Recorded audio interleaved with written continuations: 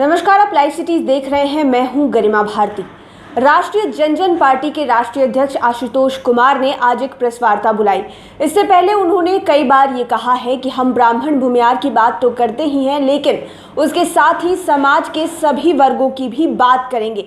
लेकिन आज आशुतोष कुमार ने अपने संगठन के कार्यों के विषय में चर्चा की है। उन्होंने बताया है कि किस तरह से वे अपने संगठन का विस्तार करने जा रहे हैं, किस तरह के लोगों को वो चुनेंगे। जरा सुनिए वो क्या कुछ कह रहे हैं। सर, एक बात आपसे जानना चाहते हैं, नरेंद्र मोदी जी, माननीय गिरिराज जी, अमित शाह जी, ये आज भाजपा के जितने भी मुख्यमंत्री हैं उसमें से आधे मुख्यमंत्री या आधे राष्ट्रीय केंद्रीय मंत्री, वो सभी आरएसएस के एक हिस्सा है। तो क्या वो अपने आप को भाजपा में जाने के बाद आरएसएस का हिस्सा नहीं मानते हैं? ये उनकी मदर यूनिट है।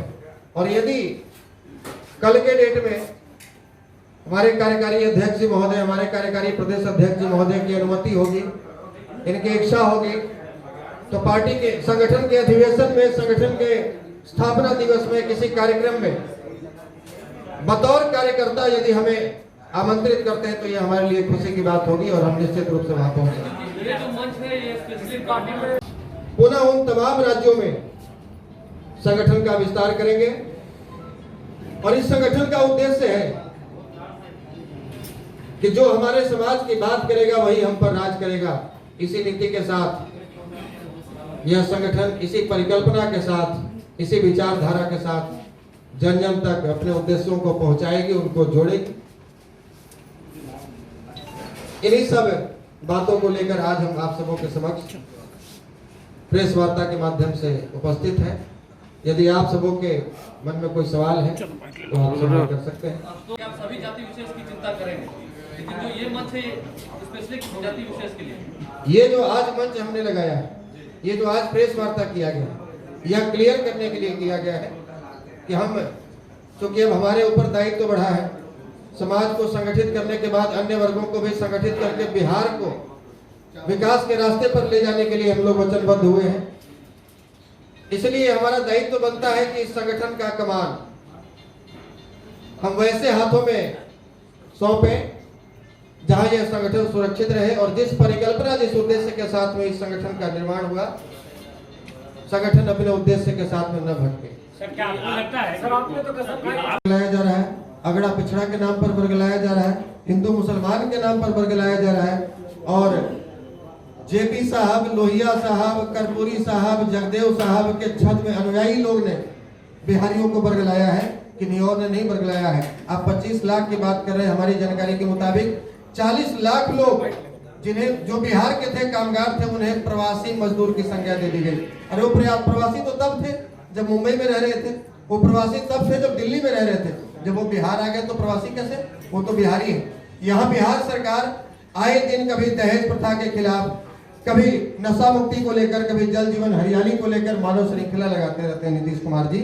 और प्रकृति ने ऐसा तमेचा मारा कि तमिलनाडु, हरियाणा, पंजाब और दिल्ली से बिहार तक मानव श्रृंखला लग गया इस कोरोना महामारी में।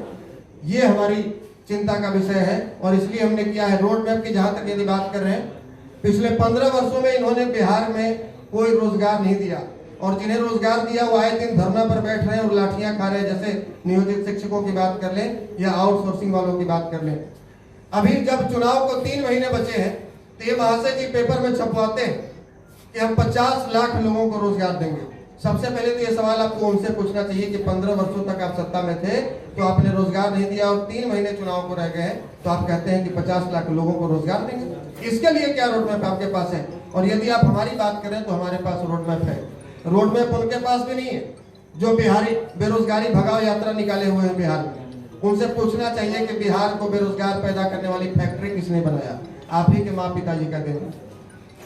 ये सवाल उनसे भी करना चाहिए जो आज बिहार फर्स्ट, बिहारी फर्स्ट का नारा लेकर बिहार में घूम रहे हैं कि आपके पार्टी के एजेंडा में तो परिवार फर्स्ट है, बिहार फर्स्ट और बिहारी फर्स्ट नहीं है। सर, बिहार में जब तक औद्योगिक क्रांति नहीं लाई जाएगी, सर, बिहार में जब तक छोटे मोटे उद्योग धंधों को बढ़ावा नहीं दिया जाएगा, तब तक हर हाथ में रोजगार नहीं मिलेगा। जो 40 लाख लोग बिहार में आज आए हैं वो बेकार नहीं है सर, उनके हाथों में हुनर है, कोई कपड़ा फैक्ट्री में, कोई आयरन फैक्ट्री में, कोई केमिकल फैक्ट्री में, कोई मोटर फैक्ट्री में काम करके आ रहे हैं। 15-20 वर्षों का अनुभव है, लेकिन वो करेंगे क्या बिहार में? मिट्टी कोड़ेंगे, मिट्टी खाएंगे। और यहाँ यदि कुछ नहीं करेंगे, यहाँ रोजगार है नहीं, तो पापी पेट का सवाल है, जाएंगे कहाँ? बाल बच्चों का भरण पोषण करना है, शिक्षा दिलानी है, बेटी की शादी करनी है, माँ बाप का इलाज कराना है, वापस वहीं जाना है, उन्हीं घरों में जाना है जहां मकान मालिकों ने इस कोरोना काल में लात मारकर भगा दिया कि तुम बिहारी नहीं, बीमारी हो। और ना रोड ट्रांसपोर्टेशन, ना रेलवे ट्रांसपोर्टेशन, ना एयर ट्रांसपोर्टेशन। अपने बच्चों के साथ, बूढ़े माँ बाप के साथ हजारों मील दूरी तय करके बिहार में आते हैं, और बिहार के बॉर्डर पहुंचते हैं तो वहां बोर्ड लगा दिया जाता है कि बिहारियों के लिए प्रवेश वर्जित है। ये बताइए, हमारे बिहार की विडंबना है।